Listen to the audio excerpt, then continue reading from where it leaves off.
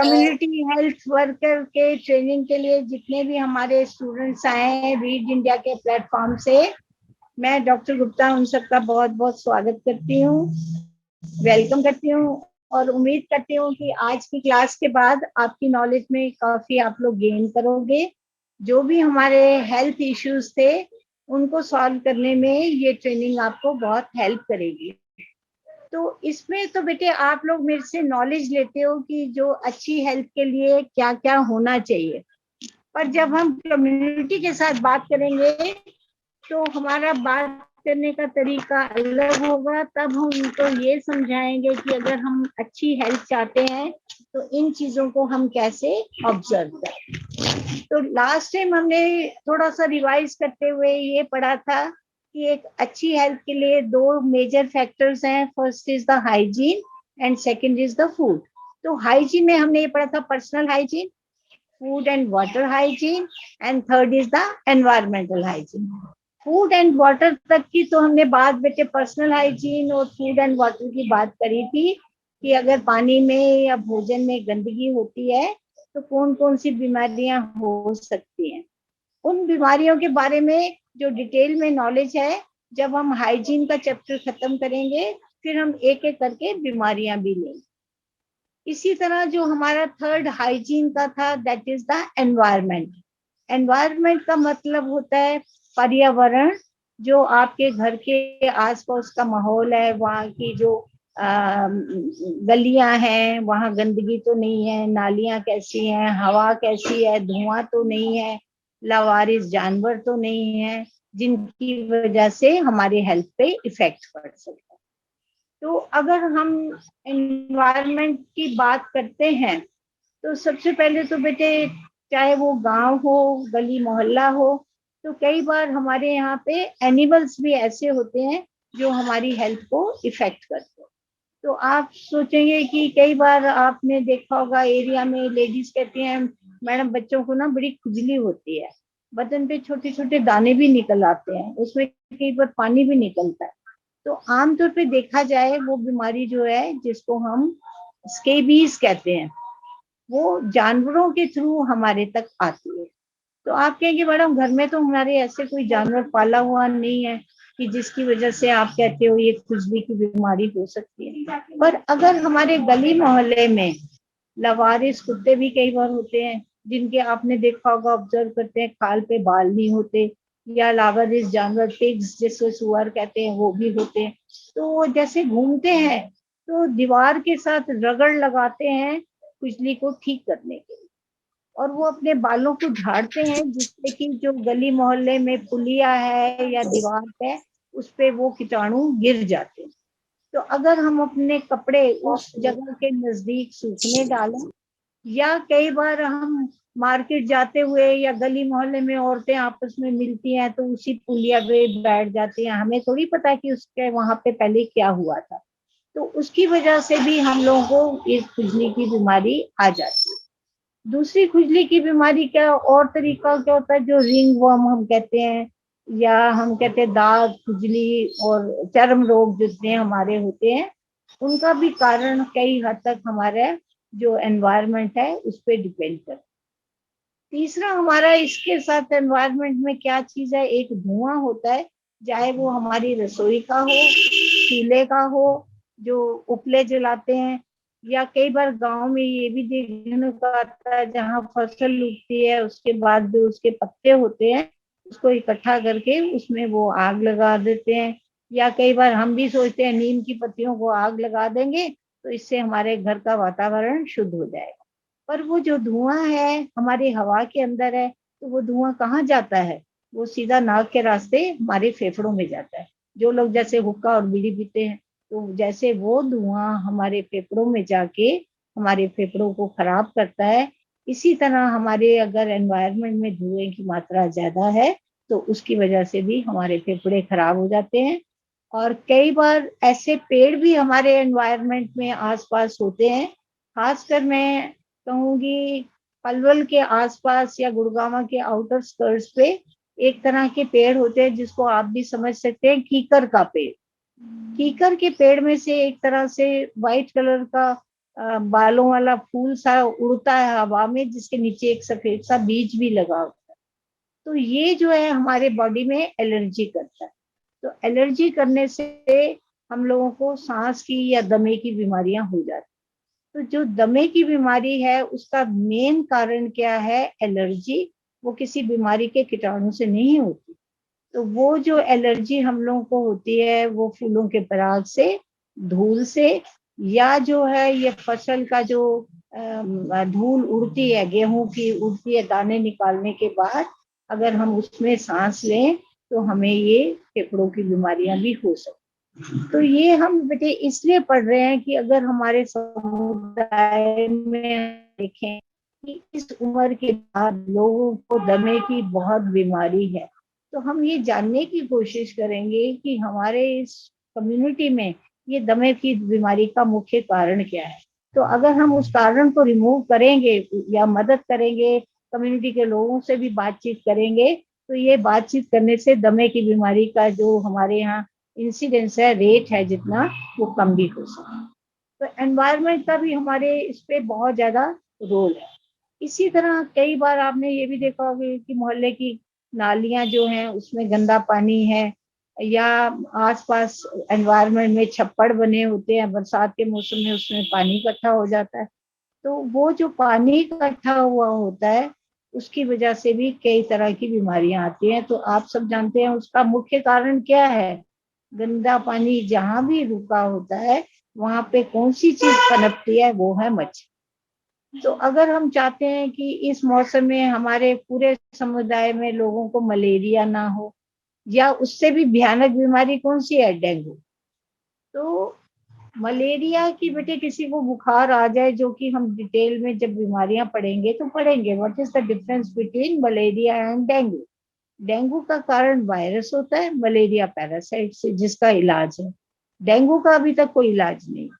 ठीक है, वो अपने टाइम फैक्टर के हिसाब से बुखार ठीक हो जाता है तो पेशेंट ठीक होगा तो ठीक है, नहीं तो वो वायरस क्या करता है, हमारे अंदर के जो ब्लीडिंग कंट्रोल करने वाले कण होते हैं जिसको प्लेटलेट्स कहते हैं, उसको खा जाता है, जिससे ब्लीडिंग होने से पेशेंट की डेथ हो जाती है। तो ये थोड़ा सा इस टाइम ये टच करते हुए कि डेंगू और मलेरिया जब हम बीमारियां पढ़ेंगे तो इसको हम डिटेल में पढ़ेंगे कि मलेरिया और डेंगू दोनों अलग अलग क्या है, इसमें कौन सा भयानक है, उसके क्या क्या सिम्टम।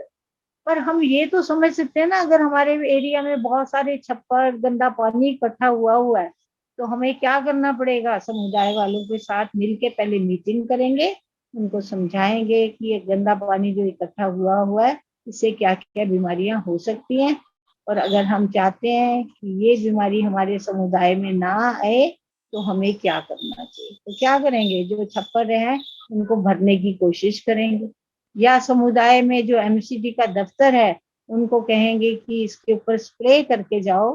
स्प्रे मीन्स जैसे डीजी का स्प्रे, या वो एक तेल का स्प्रे करते हैं।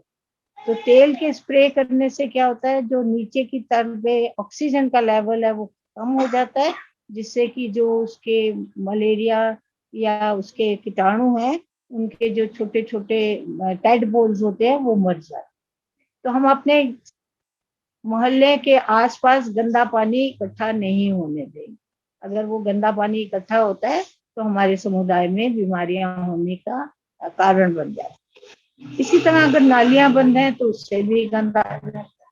इसी तरह गार्बेज, जो कि सबसे इम्पोर्टेंट चीज है, गार्बेज मीन्स कूड़ा करकट। तो ये कूड़ा करकट हमारे घर का भी होता है, गली मोहल्ले में झाड़ू लगाते हैं वो भी होता है, गीला कूड़ा भी होता है। तो आजकल तो बेटे शहरों में तो मेरे ख्याल गाँव में भी ये बात है कि कूड़ा जो हमारा है दो तरह का होता है। एक वो कूड़ा है जो गल जाता है, दूसरा कूड़ा है जो गलता नहीं।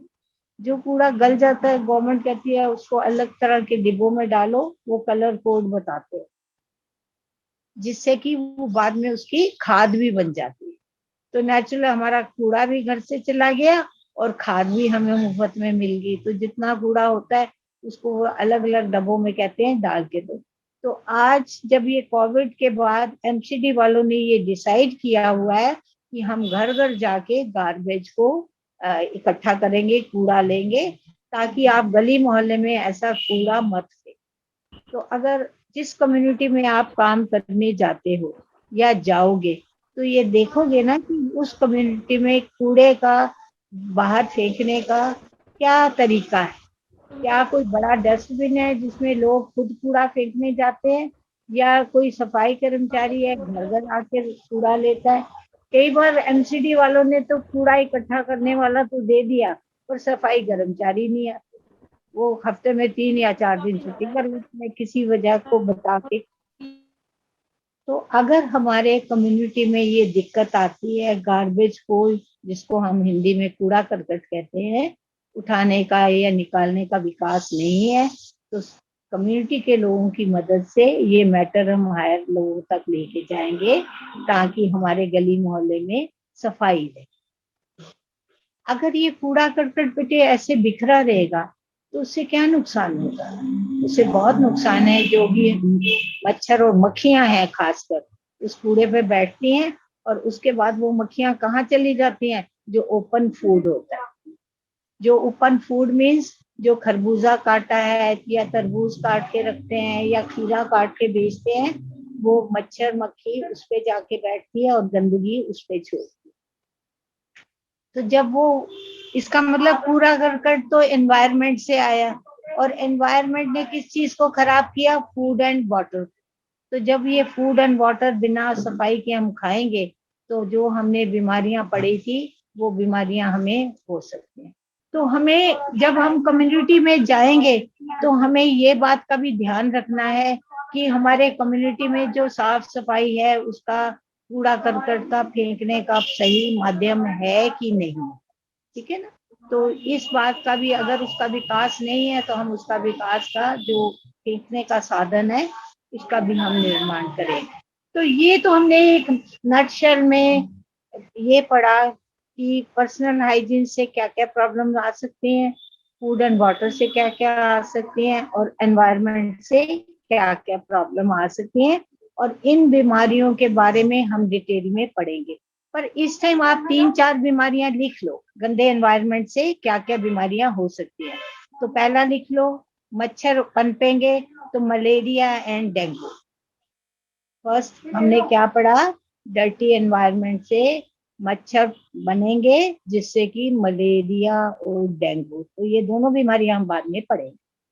थर्ड है एलर्जी का कारण धुआं, या जो कीकर के फूलों की मैंने बात की थी, एस्थमा। एस्थमा मीन्स दमे की बीमारी, दम ना आना मैंने सांस ना आना। तो हम उसके बारे में भी पढ़ेंगे कि जब सांस नहीं आता तो बॉडी में ऑक्सीजन लेवल कम हो जाता है, तो पेशेंट को जबरदस्ती जोर जोर से सांस लेना पड़ता है, तो हम उसके बारे में भी पढ़ेंगे। नेक्स्ट हम पढ़ेंगे किस चीज के बारे में? नेक्स्ट हम पढ़ेंगे लावारिस जानवर जो हमारे वहां घूमते हैं, उनसे क्या क्या बीमारियां हो सकती। तो उसमें आप लिख लो स्केबीज। स्केबीज भी बड़ी खराब बीमारी है, जिसमें बदन पे छोटे छोटे दाने निकल आते हैं, और ये एक को परिवार, सॉरी, अगर परिवार में एक पर्सन को है तो उस स्केबीज के वजह से परिवार में जो और लोग हैं उनको भी ये बीमारी हो जाएगी। तो स्केबीज से बचने का क्या सबसे अच्छा साधन है कि हमारे समुदाय में लावारिस जानवर या इस तरह के ना हो, या हमने घर में भी कोई जानवर पाले हैं, जैसे बिल्ली पाल लेते हैं, कुत्ता, अगर उनमें ऐसी कोई बीमारी है तो जो जानवरों के डॉक्टर से हम संपर्क करें। जहां हम एनवायरनमेंट की बेटे मैं बात कर रही हूँ, वहां एक बीमारी बहुत जबरदस्त है। अगर वो बच्चों को या बड़ों को हो जाए तो उससे हम बच नहीं सकते। वो कौन सी है? रेबीज, जानवर के काटने से। लावारिस जानवर जो होते हैं गली मोहल्ले में घूमते हैं, बच्चे वहां खेलते हैं, गेंद गिर गई या कुछ गिर गई, और जानवर, अगर वो कुत्ता, उसके अंदर रेबीज के जर्म्स हैं और वो बच्चे को काट लेता है, और बच्चा घर आके तो बताएगा नहीं कि मम्मी डांटेगी आप वहां गए क्यों थे। और वो घर में जब नहीं बताता तो रेबीज का जो वायरस है वो ब्रेन तक अगर पहुंच जाए तो 100% डेथ हो जाए, उसके बचने का कोई वो नहीं। तो हमें ये भी बात देखनी है कि हमारे मोहल्ले में अगर इस तरह के जानवर हैं जो बच्चों को दौड़ के काटते हैं, तो हमें एमसीडी वालों को इन्फॉर्म करना पड़ेगा। तो उसके लिए एक पर्टिकुलर प्रोसीजर होता है। अगर एक जना जाके कहेगा कि मेरे बच्चे को कुत्ते ने काट लिया, तो या तो वो घर वाले क्या करते हैं, डंडा लेके कुत्ते को मारना शुरू कर देते कि तूने मेरे उसको काटा। पर ये कोई 100% थोड़ी है कि वो जो है जानवर उसके अंदर रेबीज के जर्म्स है। तो या तो वो डॉक्टरी सहायता लें, और अगर नहीं लेते और इन्फॉर्म भी नहीं करते तो ये हमारी कम्युनिटी के लोगों का या कम्युनिटी हेल्थ वर्कर का ये काम हो जाएगा कि अगर वो देखते हैं कि इस महीने में भी 4 बच्चों को ऐसे कुत्ते ने काटा या बड़ों ने काटा, तो बड़ों को काटा, तो एमसीडी में जाके हम इन्फॉर्म करेंगे। वो आके फिर उन जानवरों को पकड़ के ले जाते हैं, या तो फिर उनको वो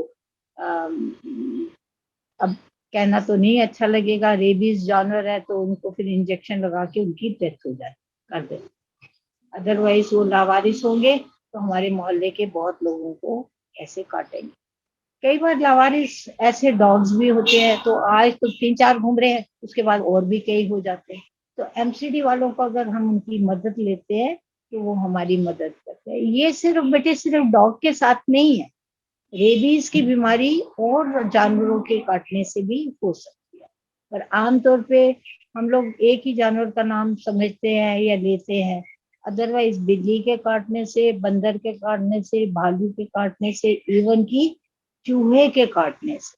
तो आप कहेंगे मैडम चूहा कहाँ काटने आ रहा है, घर में छोटे बच्चे भी तो होते हैं ना बेटा, 2 महीने का, 4 महीने का। तो चूहा अगर किसी मीठी चीज के पास घूमता है और वो बच्चे को ही काट लेता है, या दूध बच्चे के मुंह पे लगा है, तो बच्चे को भी रेबीज होने का डर। तो अगर हमें ये जानकारी नहीं है कि रेबीज के कौन कौन से जानवर के काटने से होते हैं, तो हम प्रिकॉशन नहीं लेंगे। तो इसीलिए मैं ये चाह रही थी कि अगर आपके पास ये बीमारियों की लिस्ट आ जाती है कि लावारिस जानवरों से ये बीमारियां भी हो सकती हैं, स्केबीज के बिना या और बीमारियों के अलावा ये बीमारियां भी हो सकती हैं, तो जब हम बीमारियों के बारे में पढ़ेंगे तो हम इसका भी जिक्र जरूर करेंगे। ये भी पढ़ेंगे कि कैसे पता चलेगा इस जानवर को रेबीज है, तो कुछ तो लक्षण होते होंगे ना। तो ये जरूरी है कि जब उसने काटा तो तभी जाके हम एमसीडी में कहेंगे। तो हम प्रिकॉशन पहले से ही क्यों न ले, सावधानियां बरतें।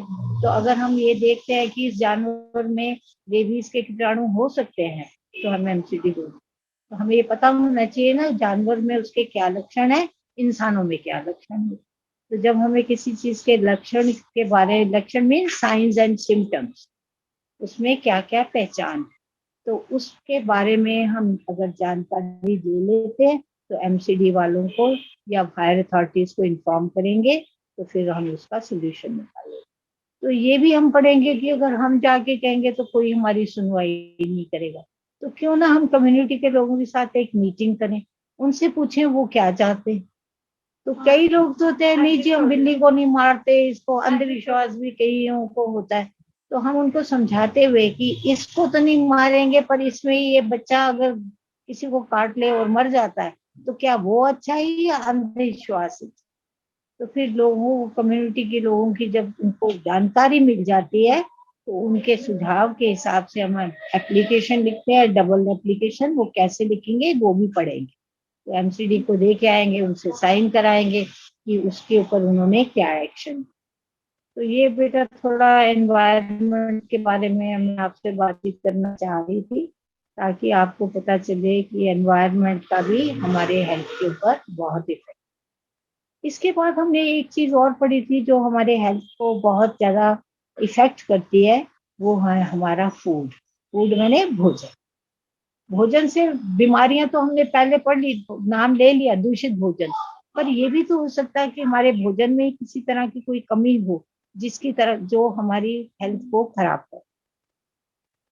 तो हमारी रोजमर्रा की जिंदगी में हम सब लोग भोजन खाते हैं, चाहे वो मजदूर क्यों ना हो, चाहे ऑफिस जाने वाला हो, या किसी भी स्टेटस का। तो हम लोग भोजन में कौन से 5 तत्व हैं जो कि रोज हमने खाने ही खाने हैं, या वो हमारे भोजन में होते ही होते हैं। तो पहला तो है अनाज। तो रोटी तो सभी खाते हैं ना, चाहे वो गेहूं की हो, चाहे मजदूर लोग मक्की या बाजरे की हो। तो पहला हमारा हो गया रोटी। तो रोटी को बेटी डॉक्टरी भाषा में अगर हम कैटेगरी करें तो हम उसको कहते हैं कार्बोहाइड्रेट।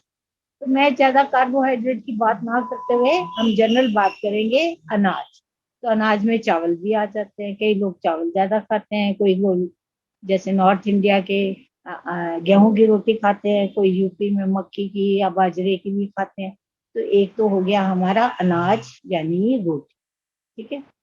दूसरा हमारा खाने में और क्या चीज है, दैट इज द प्रोटीन, जिसको हम दालें कहते हैं। जितनी भी बेटे हमारी दालें होती हैं, एक्चुअली वो क्या चीज है, फली वाली सब्जियां होती है। जब वो फली सूख जाती है तो वो दाल बन जाती है, और फली ऐसा हम खाएं तो वो सब्जी कहलाती है। जैसे मटर का दाना सब्जी में आ जाएगा, और सूखा मटर हम दालों में बोल देते हैं। या हमारा लोबिया है, लोबिया जैसे राजमा है, तो राजमा भी हम बनाते हैं, पर बीन्स भी बनाते हैं। तो बीन्स को तो हम सब्जी कह देते हैं, पर उसमें है क्या चीज, प्रोटीन्स। या प्रोटीन्स हमारी बॉडी में और कहाँ से मिलते हैं, जो कि नॉन वेज खाते हैं। Non veg, I don't know कि आप बच्चे सुनना चाहिए, जो अंडा, मीट, मांस और मछली, वो भी प्रोटीन्स। प्रोटीन्स भी हमारी बॉडी के लिए बेटे बहुत जरूरी है। तो ये थोड़ा सा 5 कैटेगरीज के नाम के बाद मैं आपसे बताऊंगी कि प्रोटीन्स या जो हम दालें खाते हैं, इसका हमारे शरीर पे क्या इफेक्ट है, ये खानी क्यों जरूरी है, ठीक है। तो सेकंड है हमारी दालें या उसके साथ मिली हुई सब्जियां। फिर आता है हमारा, और हम इसमें क्या खाते हैं, तीसरा जो भी हम खाना बनाते हैं, तेल या कुछ घी मक्खन कुछ तो लगाते हैं ना, उबला हुआ खाना तो नहीं खाते, चाहे वो आधी चम्मच डाल के छौंक लगाएं। तो जो हमारी बॉडी के तीसरा हमारे भोजन का पार्ट है, वो है जिसको हिंदी में वासा कहते हैं, या ऑयल एंड फैट। तो जो ऑयल एंड फैट है, सबसे पहले तो हमारे खाने को टेस्टी बनाए, है ना। जरा सा हम छोंक या जिसको तड़का बोलते हो, वो हमारी दाल को, एक उबली हुई दाल हो या आधा चम्मच डाल के छौंक लगा लो, तो वो स्वादिष्ट हो जाती है। और अगर भोजन स्वाद वाला ही नहीं है, तो खासकर बच्चे तो बिल्कुल ही नहीं खाएंगे, कहेंगे क्या सामने बना के रखा। तो भोजन स्वादिष्ट भी होना चाहिए। जब हम 5 तत्वों की बात कर लेंगे, तो हम ये भी बात करेंगे सबसे अच्छा भोजन क्या है, या किस तरह का भोजन बाजार से सब्जियां खरीद के लानी चाहिए, ठीक है। तो पहला हमारा हो गया अनाज, दूसरा क्या पड़ा, दालें, और दालों से ही सब्जियां। सब्जियां दो तरह की हैं, एक तो दालों से बनी हुई फलियां, जो फली वाली सब्जियां होती है, या दूसरी सब्जियां जैसे गोभी है, आलू है, भिंडी है, इस तरह की सब्जियां। या पत्ता गोभी है, बैंगन है, वो भी एक सब्जी है। तो सब्जियां और फली वाली सब्जियां, और या हम जो लोग नॉनवेज खाते हैं, वो प्रोटीन उनको वहां से मिले। तीसरा हमने कौन सा पदार्थ पढ़ा, तीसरा हमने पढ़ा ऑयल और घी, ठीक है। अब इसके बाद दो चीजें और भी हमारी जिंदगी में आती है, वो कौन सा, फल फ्रूट। तो फल में बेटे, मौसम के फल जो होते हैं वो सस्ते होते हैं, टाइम के हिसाब से मिलते हैं। तो फलों का भी हमारे शरीर में बहुत मिलता है, क्योंकि इन फलों से और सब्जियों से हमें विटामिन मिलते हैं। क्या मिलते हैं, विटामिन, जो कि बीमारियों से लड़ने की, या हमारी बीमारियों को बढ़ने नहीं देते, या हमारे शरीर के अंगों को और अच्छा करते हैं। जैसे विटामिन ए है ना, विटामिन ए, इससे आंखों की रोशनी तेज हो। तो अब हम चाहते हैं कि हमारे बच्चों को ऐनक ना लगे, पढ़ने का तरीका उसका गलत है, तो विटामिन ए, तो मैं दुकान वाले को थोड़ी कहूंगी भैया विटामिन ए दे दो, केमिस्ट तो दे देगा कैप्सूल या गोलियां। पर खाने में ऐसा कौन सा भोजन है जो कि अगर हम नियमित रूप से थोड़ा थोड़ा करके भी खाएं, तो हमारी आंखों की रोशनी ठीक है। तो जब हम भोजन के बारे में इन तत्वों की बात करेंगे, तो हम अपनी कम्युनिटी की लेडीज के साथ मीटिंग करेंगे कि उनकी रसोई में ये चीजें होनी जरूरी है, और यह अपने बच्चों को दिया। तो एक तो हमारा विटामिन है, और दूसरा मिनरल्स, जिसको हम खनिज पदार्थ हैं। तो समझाने के लिए बेटे ऐसे है कि जैसे आप टीवी भी देखते हो, उसमें एडवर्टाइजमेंट आती है कि बच्चे को हड्डी बनाने के लिए क्या देते हो, मैं दूध पिलाती हूँ, तो कहते हैं दूध के साथ और क्या देते हो दूध में। तो हमें दूध में क्या चीज है, कैल्शियम। तो हमें ये बताना चाहिए कि दूध अगर हम नहीं पिला पाते, महंगा है, हमें सब लोगों की बात करनी है। ये नहीं कि जो पैसे वाले हैं अफोर्ड कर सकते हैं, एक मजदूर भी तो है ना, उसके परिवार में उसके बच्चे भी हैं, माता पिता भी साथ रहते हैं, तो कैल्शियम की तो उनको भी तो जरूरत है ना, लेडी को भी जरूरत है। तो हम ऐसा भोजन भी उनको बताएं जो सस्ते में उसको कैल्शियम भी मिल जाए। इसी तरह एक चीज और होती है, हमारे शरीर का खून, ब्लड जिसको कहते हैं। तो अगर हमारे शरीर में ब्लड की कमी होगी तो ब्लड क्या करता है हमारे शरीर में, वो हमारे शरीर का एक वाहक है जो एक जगह से दूसरी जगह सारा सामान लेके जाता है। तो अगर आपका स्कूटर का जो स्कूटर है वही खड़खड़ करने वाला, तो वो तेज थोड़ी चलेगा, 10 जगह रुकेगा। इसी तरह अगर हमारे शरीर में खून की कमी है तो जो कि ऑक्सीजन ब्रेन तक पहुंचाती है तो हमें चक्कर आएंगे। इसी तरह हमारे शरीर में ताकत नहीं होगी, बच्चों को पढ़ाई में नहीं मदद मिलेगी। तो हम पढ़ेंगे ना हमारे भोजन में ऐसी कौन सी चीज हो जिससे हमारा ब्लड बने। तो मैं उसको थोड़ी कहूंगी भैया लोह तत्व वाला सामान दे दे, तो मुझे पता होना लोह, लोह में आयरन है ना। तो कौन से भोजन में आयरन बहुत ज्यादा है और वो हमें मौसम के हिसाब से सस्ते में भी मिल सकता है, वो है पत्तेदार सब्जी। तो इसका मतलब नियमित रूप से पत्तेदार सब्जियां भी खानी जरूरी है जिससे हमारे शरीर में ब्लड बने। ठीक है ना। वो ब्लड के कैप्सूल तो आयरन के आते हैं, टॉनिक्स आते हैं, पर टॉनिक्स के बजाय क्यों ना हम ये फ्रेश जो सस्ते में पूरे परिवार को मिल जाए वो ले। और आप कहेगी मैडम आप तो पत्तेदार सब्जियां कह रहे हो, बच्चे तो खा के राजी नहीं। रोज पालक रख दूंगी तो कहेगा ये क्या भूसा रख दिए।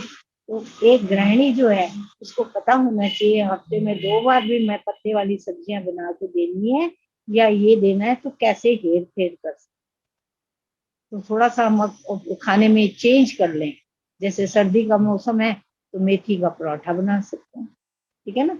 इसी तरह गर्मी का मौसम है तो बथुआ आता है, बथुए का रायता बना सकते हैं। इसी तरह पालक के साथ हम और चीज मिला के पौष्टिक खिचड़ी बना सकते हैं। तो अगर हम पालक और ये पत्तेदार सब्जियां खाते हैं तो हमारे शरीर में आयरन की कमी नहीं होगी, यानी खून की कमी नहीं। जब हम बीमारियों के बारे में पढ़ेंगे तो आप कहेंगे मैडम आप कमी और ज्यादा की बात कर रहे हो, तो हमें ये नॉलेज तो है नहीं होना कितना चाहिए।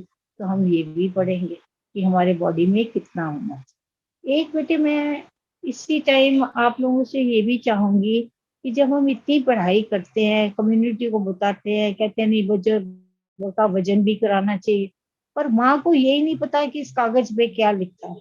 तो क्यों ना हमारे पास कोई ऐसा वजन का जो चार्ट है जो पिक्टोरियल हो, उसमें 3 रंग भर दे, हरा रंग, लाल रंग। तो खतरा कौन सा होता है, लाल रंग का। तो अगर उसके अंदर खून की कमी है तो बच्चे का वजन भी कम होगा या क्या करें हम। तो हमें ये भी नॉलेज होनी चाहिए। हम अपने कम्युनिटी में एक चार्ट बना के भी लगाएंगे कि बच्चों का वजन इस हिसाब से होना चाहिए, खून की मात्रा इतनी होनी चाहिए और चीजें कितनी कितनी होनी चाहिए।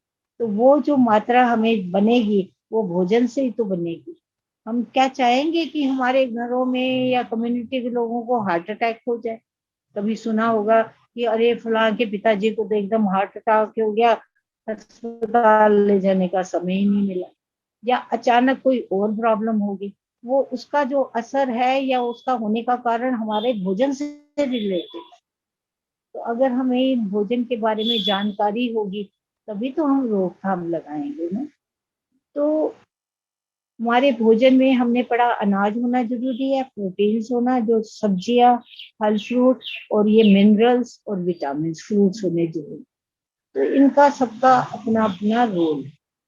जो विटामिन में बेटे आजकल जैसे कोविड का सीजन चल रहा है, तो कौन सी एक ऐसी चीज है जो हमारे शरीर में बीमारियों से लड़ने की ताकत बनाती है। तो अगर हमारे शरीर में ताकत होगी तभी तो हम किसी से लड़ सकते हैं। इंसानों से लड़ने की बात नहीं कर रही, बीमारियों से लड़ने की। तो वो है विटामिन सी, है ना। विटामिन मैंने बोला तो इसका मतलब ये विटामिन। तो हम पढ़ेंगे विटामिन ए से कौन सी बीमारियां रुक सकती हैं, विटामिन बी से कौन सकती हैं, विटामिन सी। तो विटामिन सी जो है बेटे ये हमें बीमारियों से लड़ने की ताकत। तो सी वर्ड आपको समझाने के लिए, जो चीज खाने से सी सी की आवाज होती है, खट्टी चीज, तो वो किसमें है, नींबू में है, आंवले में है, ठीक है ना। तो जैसे हम चटनी बनाते हैं घरों में, तो चटनी में हम प्याज भी डालते हैं और क्या, धनिया पुदीना। तो धनिया से हमें क्या मिला, कैल्शियम मिला। और उसमें जो हमने नींबू डाला या आंवला डाला वो विटामिन सी है, वो हमें क्या करेगा, बीमारियों से लड़ने की ताकत देगा। तो जो लोग नियमित रूप से इस तरह का भोजन खाते हैं वो बीमार कम पड़ते। पर आए दिन अनाज की बजाय हम मैदे वाली चीजें खाते हैं। अनाज जो है गेहूं है, तो वो भी हम पढ़ेंगे कि हमें जो अनाज है किस टाइप का खाना चाहिए। ज्यादा छान के खाना चाहिए, तो घर में लोग कहते हैं नहीं जी हमारे बच्चे तो ना ये काली काली रोटी बनती है खाते ही नहीं है, वो तो कहते हैं हमें ना सफेद फुल्का ज्यादा पसंद। तो वो बहुत ज्यादा या तो उसको छानते हैं, जिससे कि जो गेहूं के ऊपर वाली भूसी होती है, छिलका होता है, सारे विटामिन तो उसी में ही होते हैं। तो वो तो हमने फेंक दिए चोकर समझ के, है ना, वो हम फेंक देते हैं। और गोरे रंग की या मैदे वाली चीजें खाते हैं, छोले भटूरे, कुलचे छोले। फिर आजकल तो एक नया फैशन आ गया मोमोज खाने हैं, वो भी मैदे से ही बनते हैं। एक बच्चे और बहुत खाते हैं, आपके घरों में भी खाते होंगे, मैगी। वो भी चाहे आती दो तरह की, आटे वाली भी आती है, मैदे वाली। तो कहने का मतलब जब हम अनाज की बात करेंगे तो हम उनको समझाएंगे गेहूं वाली चीजें खानी है, मैदे वाली नहीं। क्योंकि मैदे वाली आप कहेंगे मैडम क्यों नहीं खानी, तो मठरी हम शक्कर वाले नमक वाले बहुत खाते हैं, बहुत अच्छे भी लगते हैं। मैदा जाके अंतड़ियों में जम जाए और जल्दी खिसकता नहीं। तो जिससे जब हम मैदे की चीजें खा लेते हैं, पेट ज्यादा देर तक भरा रहता है, तो बच्चे खाना नहीं खाते, कहते हैं भूख नहीं है, मैगी खिला लो तो भी खा लेंगे। तो मैदे वाली चीजों को हम अवॉइड करें। पर अनाज हमारे शरीर को काम करने की ताकत है। तो कौन सा व्यक्ति है जिसको अनाज की ज्यादा जरूरत है? मैं जैसे टेबल पे बैठी हूँ, कोई काम थोड़ी करती हूँ, ब्रेन का काम करती हूँ, फिजिकल वर्क तो नहीं करती। इसका मतलब मुझे अनाज ज्यादा नहीं खाना चाहिए। ठीक है। अनाज किसको ज्यादा खाना चाहिए? मजदूर को, जो बिल्डिंग बनाता है, खेतों में काम करते हैं। वो कितना एक्सरसाइज, फावड़ा लेके चलाते हैं, ट्रैक्टर से भी काम करते हैं, बीज भी बोते हैं, एक्सरसाइज भी करते हैं। तो उनको मोटी मोटी पतली पतली दो रोटियां क्या होगी ना खा ले, तो उससे तो एक तो पेट नहीं भरेगा और दूसरा एनर्जी नहीं आएगी, तो आए दिन बीमार रहेंगे। तो अनाज हमें जो है काम करने की शक्ति दे। प्रोटीन्स क्या देते हैं? हमारी मांसपेशियां बने। तो एक बच्चा जो छोटे से बड़ा बनता है, उसमें ग्रोथ होती है। तो ग्रोथ में कौन सी चीज की बढ़ावा हो रहा है? हड्डियों का और मांसपेशियों का। तो हमें कौन सा वाला भोजन ज्यादा खाना चाहिए? जिसमें प्रोटीन। ऐसे ही जब हम बुजुर्ग हो जाते हैं तो हमारी मांसपेशियां, जैसे पुराना जूता हो तो घिस जाता है, ऐसे हम जब बुजुर्ग हो जाते हैं, उम्र में बड़े बन जाते हैं, बड़ी उम्र के जो लोग होते हैं, वरिष्ठ लोग होते हैं, तो उनको कौन से वाले भोजन की ज्यादा जरूरत है? प्रोटीन्स वाले भोजन। इसी तरह बीमारी से जब हम बाहर निकलते हैं तो डॉक्टर से पूछते हैं ना, डॉक्टर साहब क्या खाना चाहिए, तो उस टाइम डॉक्टर्स भी सजेस्ट करते हैं प्रोटीन्स वाली चीजें ज्यादा। तो हमें ये पता होना चाहिए हमारे भोजन में प्रोटीन्स किसमें है। तो कौन सी चीज नहीं खाएंगे तो प्रोटीन्स नहीं है। तो जो लोग नॉन वेज खाते हैं तो अंडा और मीट है, और बाकी लोगों को प्रोटीन्स किसमें है? फली वाली सब्जियों में। तो अगर हम मटर, महंगी चीज पनीर रोज ना खा के, अगर हम मटर का भी पुलाव बना के खा लेंगे, या मटर को बना के सब्जी के रूप में भी खा लेंगे, या हम जो घर में आलू की टिकिया बनाते हैं उसमें ज्यादा मटर भर लें, तो हमें बॉडी में प्रोटीन्स ज्यादा है। या प्रोटीन्स कहाँ से मिलते हैं? दालों से। आपके घरों में भी बेटे दालें, आप गृहिणी हो, सबको पता होगा दालें दो तरह की होती हैं, एक छिलके वाली जिसमें छिलका लगा होता है, दूसरी जो है छिलका निकाल के धुली दाल, जिसको जैसे मूंग की दाल धुली भी आती है हल्की पीले रंग की, और ग्रीन रंग की मूंग साबुत। तो ताकत दोनों में से किसमें सबसे ज्यादा है? छिलके वाली। तो कई बार आप कहते नहीं मैडम छिलके वाली दाल तो बच्चे खा के राजी नहीं, वो काली काली बनती है। तो मैं और क्या कर सकती हूँ? कुछ हेर फेर कर सकती हूँ? दाल को पानी में गीला कर लिया, रात को ही भिगो दिया, सुबह उठ के क्या होगा? छिलका अलग हो जाएगा। उस छिलके को फेंकूंगी थोड़ी मैं, उसको छन्नी से छान के आटे में गूंद लूंगी, थोड़ा सा प्याज डाल लूंगी, साथ में धनिया पुदीना नमक मिर्च कुछ और डाल लूंगी, फर्स्ट क्लास पराठे बन जाएंगे या रोटी बन जाएगी। तो हमने छिलकों को फेंका थोड़ी। जो दालों में प्रोटीन्स थे हम उसको नाली में थोड़ी फेंक देंगे कि बच्चे छिलके नहीं खाते, धुली दालें खाते। इसी तरह हम छिलके वाली और जो हमारी दालें हैं उनको भी बना सकते। ऐसी राजमा है, लोबिया है, ये सारे प्रोटीन्स हैं। कई बार मैं जब उनको कहती हूँ कि आपके भोजन में एक टाइम दाल जरूर होनी चाहिए और सब्जी भी होनी चाहिए, तो कई जो लोग हैं ऑफिस गोइंग लेडीज हैं, वो कहती मैडम इतना टाइम का है, रोटी बन के डब्बा ही ले जाएं वही बहुत है। तो उनके लिए मेरी क्या एडवाइस है, कोई ऐसी चीज बना सकते हैं जो उसमें दाल भी हो जाए, सब्जियां भी हो जाए, अनाज भी हो जाए, वो है हमारी पौष्टिक खिचड़ी। तो खिचड़ी का मतलब ये नहीं होता सिर्फ मूंग की दाल या चने की दाल और चावल डाल दिए। अगर उसमें आप सब्जियां भी डाल दोगे या टमाटर भी डाल दोगे और उसको बना लोगे प्रेशर कुकर में या रात को ही गीला करके, तो वो आपकी खिचड़ी पौष्टिक खिचड़ी कहलाएगी। उसमें सब तरह के तत्व है। और बाद में क्या करेंगे, जो भी आपके घर में, अगर आप हींग पसंद करते हो, जीरा पसंद करते हो, उसका छोंक लगा लेंगे। और पत्तेदार चीजें खानी है तो आधा कप ही दही है, ज्यादा दही तो है नहीं क्योंकि दही भी दूध से बनता है, तो रायता बना लेंगे। रायता आप किसी चीज का, मौसम का है तो खीरे का बना सकते हो, घिए का बना सकते हो। तो आप कहेंगे मैडम ये तो कुकिंग की बातें हो गई, पर कुकिंग की बातें किस चीज से रिलेटेड है, हमारी हेल्थ से भी। तो अगर हम ये कुकिंग में ध्यान दें तो हमारी हेल्थ अच्छी हो जाएगी। तो हमें ये क्या जरूरत है जाके विटामिन बी के कैप्सूल खा रहे हैं, फलाने के कैप्सूल, सारा दिन कैप्सूल ही प्लेटों में डाल के खाते हैं, तो रोटी किस में डालोगे। तो अगर हमारे भोजन में ये सारे तत्व हैं तो हमें ये टॉनिक्स और ये पीने की जरूरत नहीं पड़ेगी, तो हमारे पैसे भी बचते हैं। पर आजकल ये रिवाज है, डॉक्टर से फट पूछने जाओ जी, डॉक्टर साहब मेरा बच्चा रोटी नहीं खाता, भूख लिए क्या दे। तो आप अपने घर के बुजुर्गों से तो पूछो ना, वो क्या बोलते हैं, भुना हुआ जीरा खाओगे उसमें रायते में तो भूख लगती है, क्योंकि लिवर का प्यूरिफायर है। इसी तरह फलों में पपीता है और चीजें। तो बेटे अगर हमने ये सारी बातें तो करी, जैसे पत्तेदार सब्जियों की भी मैंने बातें की, पर क्या बनाने में भी कोई गलती हो सकती है। आपने कहा डॉक्टर मैडम, आपने कहा था ना पत्ते वाली सब्जियां खाओ, मैं तो रोज अपने बच्चे को किसी ना किसी तरह से खिलाती हूँ, पर उसका तो फिर भी ना तो हीमोग्लोबिन बढ़ा, एक महीना हो गया। तो गलती कहाँ हुई, सब्जी वाले को कहा तो साग काट दे, कौन घर में जाके काटेगा। तो कहेगा कि वो तो नहीं कहेगा, वो तो कहेगा अच्छा ही है, ले रही है, पैसे दे के जा रही है। तो घर जाके धोगे तो सही ना, उसमें कीकर है, मिट्टी है। तो जब आप कटी हुई सब्जियों को धोते हो तो जितने भी उसमें विटामिन या उसमें बी कॉम्प्लेक्स या और मिनरल्स हैं वो सब पानी में निकल जाए। तो अब जो खाना उसको खिला रहे हो, पत्तेदार सब्जियां या कोई सब्जियां, वो बिल्कुल भूसे के बराबर, उसमें कोई ताकत और विटामिन नहीं। बेटे ये करके देखना, एक दिन घर में साग पूरा धो के देखना बाल्टी में पानी डाल के, और एक दिन कटा हुआ डाल, तो कटा हुआ डालोगे उस पानी का रंग हरा होगा। क्या मैम आपकी आवाज नहीं आ रही, अब नहीं आ रही, आवाज नहीं आ रही पूजा। मैम आ रही है, मैम आ रही है आवाज, आ रही है ना। यस हाँ, मैम, अगर मैम आ रही है आवाज।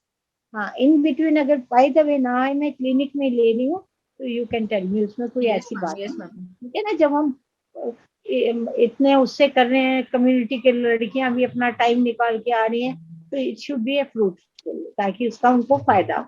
तो अगर हम वो आप करके घर में देखोगे तो जो पत्तेदार आपने पूरा धोया वो उसका पानी हरा नहीं होगा, और जो कटी हुई पत्तेदार सब्जियां हैं जैसे मान लो मेथी है या सरसों का साग है या और है, वो पानी हरा होगा।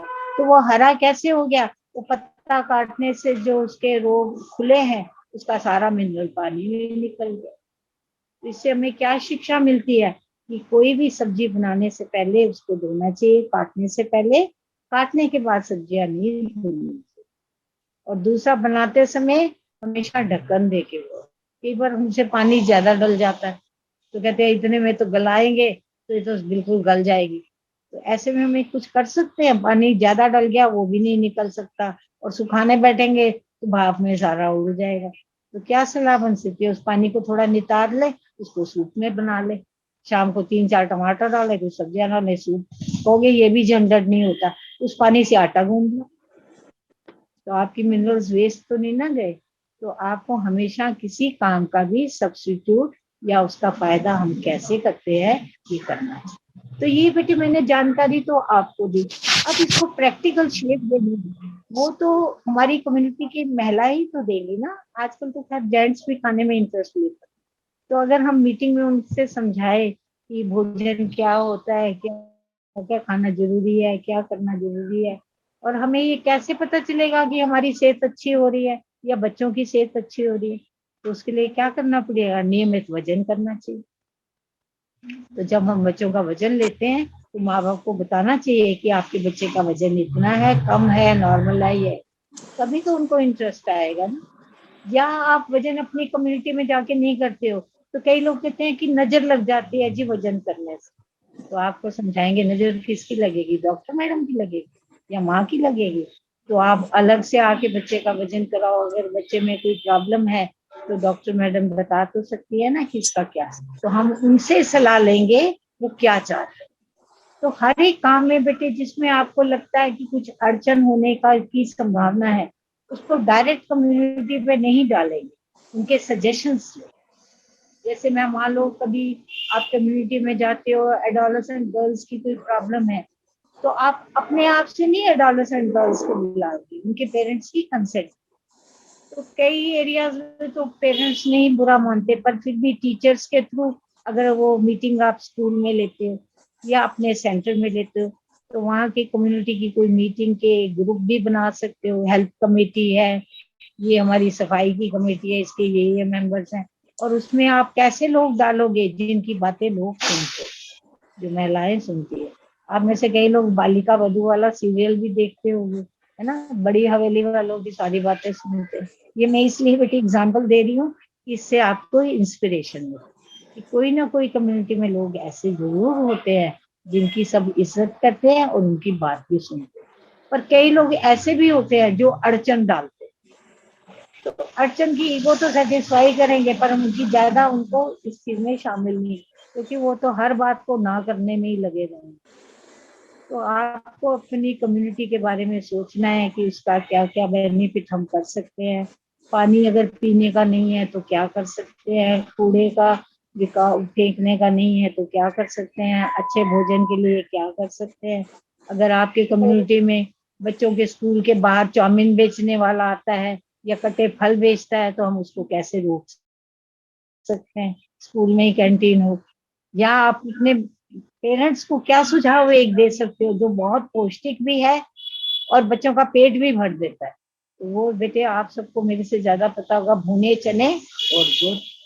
तो जैसे आप बच्चों को मोमोज या पापे डाल के दे देते हो खाने के लिए, या 10-10 रुपए देते हो स्कूल जाके चाउमीन खा लेना, तो क्यों ना अच्छा भुने चने और थोड़ा सा गुड़ दे दूं। तो पुराने जमाने में हम भी स्कूल जाते थे यही लेके जाते थे। तो जो चने हैं वो क्या चीज है, प्रोटीन है ना, और बहुत पौष्टिक भी होता है। और गुड़ क्या है, आयरन, जिसमें आयरन भी है, खाने में भी मीठा है। तो इससे आप लोग अपने कम्युनिटी को बोलोगे कि सारी लेडीज 5 बजे मिलके अपने अपने सुझाव देंगी कि गुड़ से या इन चीजों से हम एक सस्ते में भोजन क्या क्या बना सकते हैं। वो अभी स्टार्टिंग में नहीं, जब हम सारा हमारा हो जाएगा कम्युनिटी में सबसे रैपो बन जाएगी, तब हम बात करें। तो एक उदाहरण के लिए बेटे घर में आप भी अब हो, अपने घर में तो पहले करके देखो ना। मुरमुरे होते हैं और गुड़ भी होता है, तो गुड़ मुरमुरे की पट्टी घर में बना लेंगे, साफ सुथरी भी होगी, मक्खियां भी नहीं बैठी। ऐसे चने की या ऐसे कुछ कुछ और बना लेंगे। ठीक है, स्प्राउट्स बनाने बताएंगे। तो ये चीजें बेटे खाने से हमारी हेल्थ अच्छी है, तो पौष्टिक भोजन भी मिल गया। हम ये भी पढ़ेंगे बेटे महिलाओं को कि सुबह हमें ऑफिस जाना होता है या खेतों में जाना है, तो कौन सा भोजन लेके जाएं जो गर्मियों में खराब भी ना।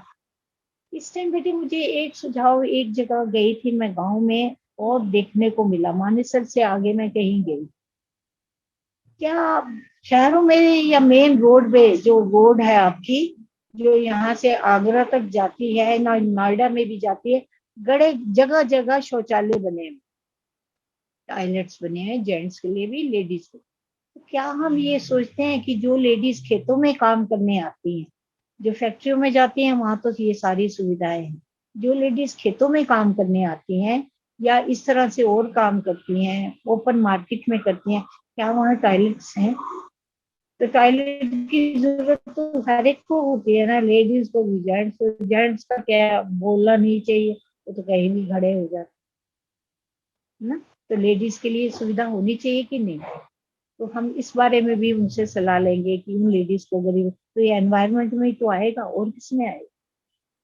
तो लेडीज को जो प्रॉब्लम हो जाती है रिप्रोडक्टिव ऑर्गन्स की, उसका मुख्य कारण ही ये अनहाइजीन, प्राइवेट पार्ट्स। तो जहाँ हम पर्सनल हाइजीन की बात करते हैं उस टाइम मैंने ये टॉपिक रिप्रोडक्टिव ऑर्गन्स का टच नहीं किया, सिर्फ ये बताया था मेंस्ट्रुअल हाइजीन क्या होगी या इस तरह की हाइजीन। तो टॉयलेट में फीकल मालूम वहाँ उनको लैट्रिन टॉयलेट ही जाना पड़ जाता है यूरिन के अलावा, अदरवाइज पेट में प्रॉब्लम है या पेट खराब है तो वो कहाँ जाए, वॉश करने के लिए साफ पानी नहीं है। तो क्या ये सोचने लायक चीज नहीं है बेटा? ये भी तो कम्युनिटी की प्रॉब्लम है, और इस प्रॉब्लम से क्या क्या चीज बीमारियां होती हैं, क्या हम उससे बचना नहीं चाहेंगे?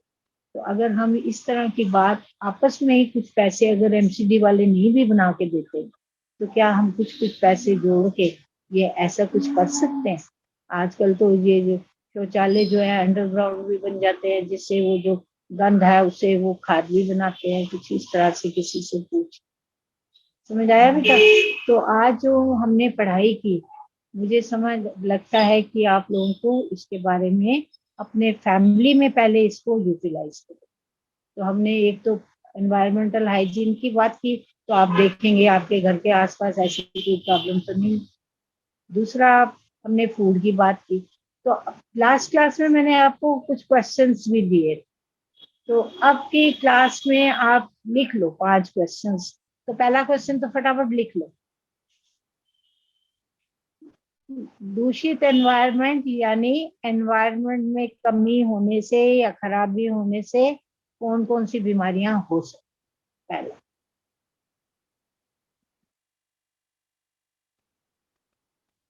अगर आपके समुदाय में लावारिस जानवर हैं और उनमें खाल की बीमारी है तो आप किसकी मदद लोगे? आप किसकी मदद लोगे, हेल्प लोगे? कौन से डिपार्टमेंट की हेल्प लोगे? नेक्स्ट है डाइट। डाइट में हमारे भोजन के मुख्य तत्व क्या क्या है?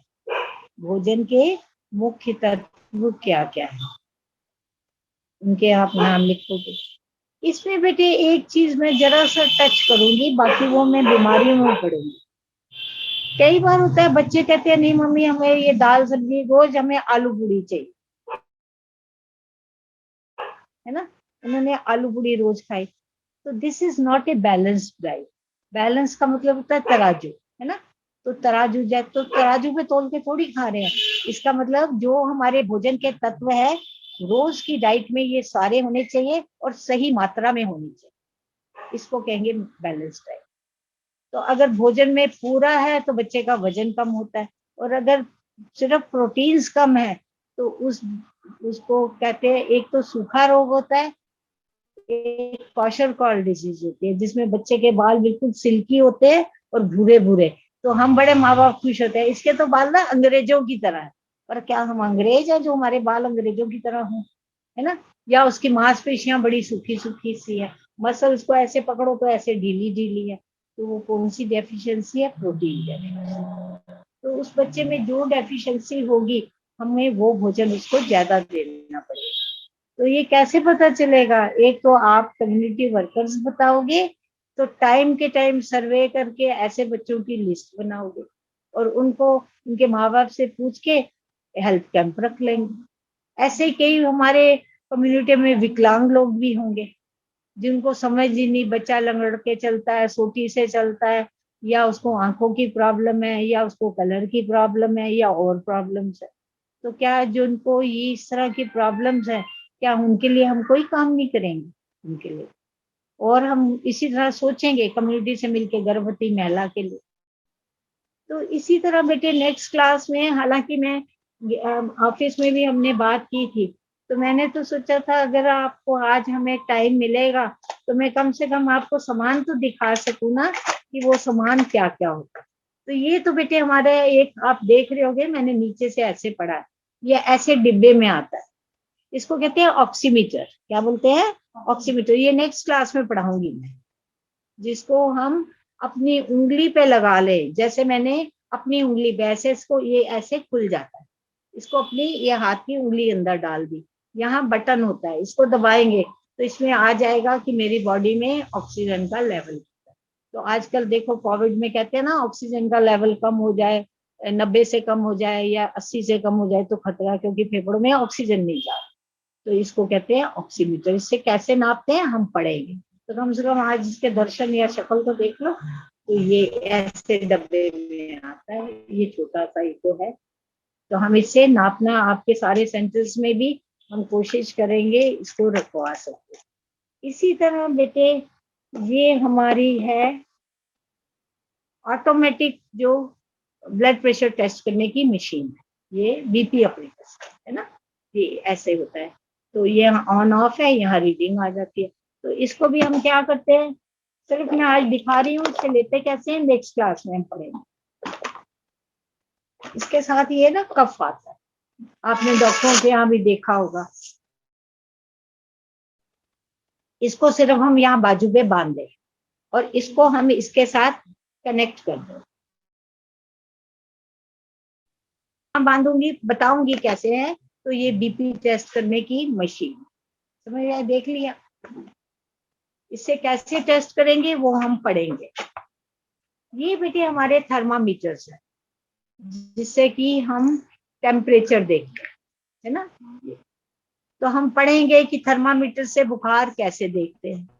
दिस इज थर्मामीटर, है ना। तो हम पढ़ेंगे कि थर्मामीटर हम कहाँ कहाँ लगा सकते हैं और इससे रीडिंग कैसे ले सकते हैं। वैसे तो आजकल एक ये भी आता है जो माथे पे लगा लो, उसमें सेल्स होते हैं। तो अगर मान लो सेल्स खराब हो गए या कहीं गिर गया तो थर्मामीटर तो बेकार हो गया, या दोबारा खरीद के लाए। तो अगर हम इसको ध्यान से रखें तो सालों साल तक रह सकता है। इसी तरह ये एक बीपी ऑपरेटर्स और भी है जो आपने कहीं डॉक्टर्स के यहाँ देखा होगा, है ना। पर हम अपने सेंटर्स में ये वाला रखेंगे। अगर चाहोगे तो मैं आप लोगों को इससे भी ब्लड प्रेशर लेना सिखा दूँ, ठीक है। और एक हमारे पास इंस्ट्रूमेंट और होता है जिसको कहते हैं स्टेथोस्कोप। ये स्टेथोस्कोप, ठीक है। तो इसको हम कान में लगाते हैं ऐसे, और ये इसका है। तो इसको छाती पे यहाँ रख के पेशेंट को, डॉक्टर्स भी कहते हैं लंबा सांस लो, इसमें सांस की आवाज आती है जैसे माइक होता है ना। तो वो आवाज हमें कानों में सुनाई देती है, तो इसको कहते हैं स्टेथोस्कोप। अगर सपोज करो किसी को दमे की बीमारी है, कई लोग भी ऐसे होते हैं, काम पे ना जाने का दिन हो तो जबरदस्ती करेंगे, ऐसे करने लगे, इसका मतलब ये थोड़ी है उसको दमा हो गया है। तो डॉक्टर्स या आप कम्युनिटी वर्कर्स हो, कैसे पहचानोगे। तो अगर सांस की नलियां सिकुड़ गई हैं तभी तो सीटी की आवाज आएगी ना। तो सीटी की आवाज किस में आती है, बांस में आती है या बांसुरी में, बांसुरी में। तो अगर सांस की नलियां सिकुड़ी नहीं है तो फिर थोड़ी सीटी की आवाज आएगी। तो डॉक्टर या आप पहचान जाओगे ये तो ऐसे मुंह से आवाज करते हैं। और ये भी बताएंगे कि मान लो एक छोटा बच्चा, उसका बगल में टेम्परेचर देखते हैं, मुंह में तो नहीं लगाते। तो अगर उसका हम बगल में या जांग में लगा के देख रहे हैं तो वो जो टेम्परेचर थर्मामीटर में आया क्या वो सही है, नहीं। जो थर्मामीटर में टेम्परेचर आएगा उसमें हम 1 डिग्री जमा करेंगे। जैसे 100 बुखार है तो 101 है। वो क्यों जमा किया, क्योंकि ये थर्मामीटर जब मुंह में लगाते हैं तो जीभ के नीचे खून की नाड़ियां हैं, तो खून की नाड़ियों में जो टेम्परेचर है वो आएगा। पर अगर मैं बगल में लगाती हूँ तो पहले तो खाली इतनी मोटी होती है, फिर चर्बी होती है, फिर मांसपेशियां, फिर खून की नाड़ियां, तो डिस्टेंस बढ़ गया ना। तो नेचुरल जब आप बिल्कुल गैस पे कोई चीज रखते हो तो पानी जल्दी उबलता है या गर्म होता है, ऊपर रखोगे तो टाइम लगता है। तो उसमें हम जो भी टेम्परेचर आता है उसमें 1 डिग्री ऐड होगा। तो इसमें बेटे हम और भी कई बातें पढ़ेंगे टेम्परेचर में, सिर्फ ये नहीं कि बुखार किसी का देखना है तो बुजुर्ग आया तो मुंह में ही लगा देंगे, अगर उनके दांत हिलते हैं तो मुंह में कभी नहीं लगाएंगे। टाइम हो गया तो जाओ।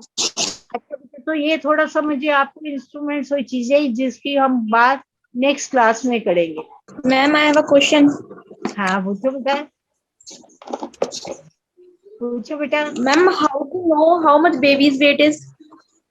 बेटे ये डिपेंड करता है what is the age of the child. जो न्यू बॉर्न ओके। बेबी है उसका हम किलोज में या पाउंड्स में देखते हैं। तो जब हम वेट की बात करेंगे, वेट का चार्ट आपको दिखाऊंगी, तब उस चार्ट के कर्व के हिसाब से बताऊंगी कि ये कर्व्स में वेट कितना कितना आना चाहिए। ये डिपेंड करता है बच्चे की एज, और 5 इयर्स तक के बच्चे का हमें नियमित वेट लेना चाहिए। और उस चार्ट को कैसे भरते हैं नेक्स्ट क्लास में आपके साथ हूँ। तो एक नया चार्ट मैंने खुद बनवाया है जो हमारे रीड इंडिया के ऑफिस में भी शायद होगा। उसमें 3 कलर्स है, उसमें एक ब्लू कलर है, एक रेड कलर है, रेड इज द डेंजरस। तो हम कहते हैं कि बिलो नॉर्मल है या थोड़ा सा ग्रेड 1 में है या नॉर्मल में है। तो वेट ज्यादा भी तो नहीं होना चाहिए ना। कई बच्चे होते हैं ओवर ईटिंग करते हैं, उनका वेट जरूरत से ज्यादा होता है, तो उनमें क्या होता है, कोलेस्ट्रॉल बढ़ जाता है, तो हार्ट की प्रॉब्लम्स हो जाती है।